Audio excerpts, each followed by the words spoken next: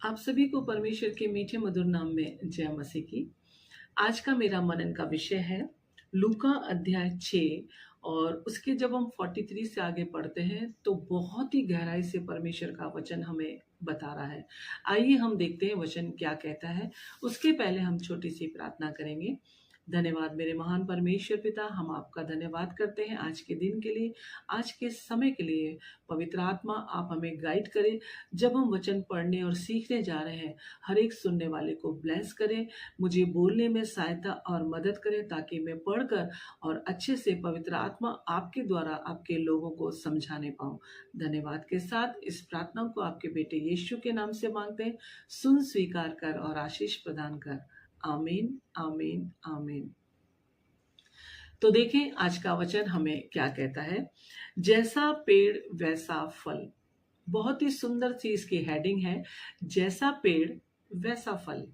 जैसा मनुष्य वैसा व्यवहार। दुष्ट होगा वैसा व्यवहार करेगा, अच्छा और सीधा मनुष्य होगा, ईमानदार और दीन होगा, उसका व्यवहार भी वैसा ही होगा। तो वचन कहता है कोई अच्छा पेड़ नहीं जो निकम्मा फल लाए और न कोई निकम्मा पेड़ है जो अच्छा फल। मनुष्य जैसा होगा वो वैसा व्यवहार करेगा। अगर अच्छा मनुष्य है, मेल मिलाप का जीवन जीता है, उसका व्यवहार उसकी बोली अच्छी है, तो उस सामने वाले के साथ भी वो अच्छा ही व्यवहार करेगा।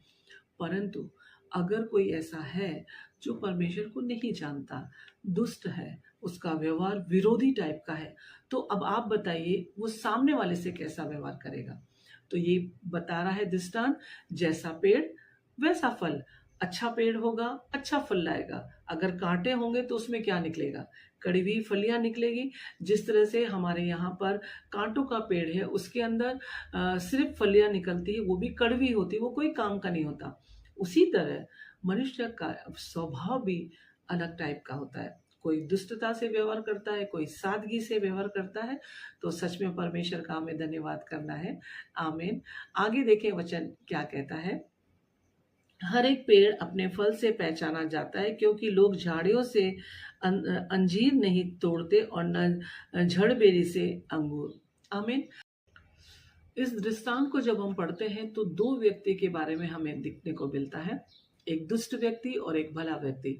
तो उसके व्यवहार से हमें पता चलता है कि किस टाइप का व्यक्ति है। अगर भला होगा तो उसके अंदर सारी भलाइयां होगी, उसकी सोच में, उसके व्यवहार में, और वो वही दिखाएगा। परंतु जो दुष्ट होगा उसके अंदर सब दुष्ट बातें होंगी, कुटिल नीति से वो काम करेगा, उसके व्यवहार से हमें दिख जाएगा। तो हमें पता चलता है कि ये किस टाइप का व्यक्ति है। तो ये छोटा सा दृष्टांत हमें बहुत कुछ सिखा रहा है कि हमें अपना जीवन कैसे जीना है, अच्छे भले व्यक्ति की तरह या दुष्ट व्यक्ति की तरह। वचन हमें स्थिर करता है अगर हम भलाई के साथ रहेंगे। जिस तरह से पेड़ का साइन बताता है कि ये फलों के द्वारा कि ये वाला पेड़ है। आम का पेड़ होगा तो हमें पता चल जाएगा उसके फल को देख के ये आम का पेड़ है। उसी तरह व्यक्ति को जब हम व्यवहार को देखेंगे, उसके व्यवहार से हमें पता पड़ेगा कि ये भला मनुष्य है, तो हमें इच्छा होगी कि हम उसके करीब जाएं, उससे बात करें, उसके साथ संगति करें। परंतु अगर हम दुष्ट व्यक्ति को देखेंगे तो हमें मालूम पड़ जाएगा उसकी कुटिल बातों से, उसके व्यवहार से, वो हमेशा नेगेटिव और अगेंस्ट बातें करेगा। तो हम समझ जाते हैं कि ये व्यक्ति सही नहीं है, हम आगे उसके साथ व्यवहार नहीं रखेंगे, उसके साथ संगति ही नहीं करेंगे। परंतु ये सारी बातें कब होगी, जब हम परमेश्वर के वचन को मनन कर कर उसकी आज्ञाओं को जानेंगे। आमीन। क्लियरली परमेश्वर बता रहे हैं कि जैसा स्वभाव होगा वही अंदर होगा, और जो अंदर होगा वही बाहर आएगा। भला मनुष्य होगा तो भली बातों की सोच उसके दिमाग में होगी, उसके व्यवहार से भलाई दिखेगी। परंतु जो बुरा व्यक्ति होगा उसके अंदर सब बुरा ही भरा होगा, तो उसके मुख से भी बुरा ही निकलेगा। तो ये छोटा सा दृष्टांत बहुत कुछ हमें सिखा रहा है, जो हमारे स्वभाव की ओर ले जा रहा है कि हमारा स्वभाव कैसा होना चाहिए। जिस तरह से पेड़ का साइन होता है फल से, उसी तरह हमारे व्यवहार से हमारे व्यक्तित्व दिखता है। तो वचन हमें सिखा रहा है कि हमें कैसा बनना है।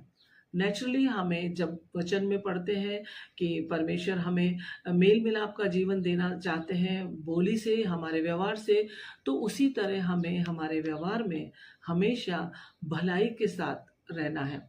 तो परमेश्वर का धन्यवाद हो। इन सुंदर वचनों के द्वारा परमेश्वर हम सभी को आशीष दे। आमीन।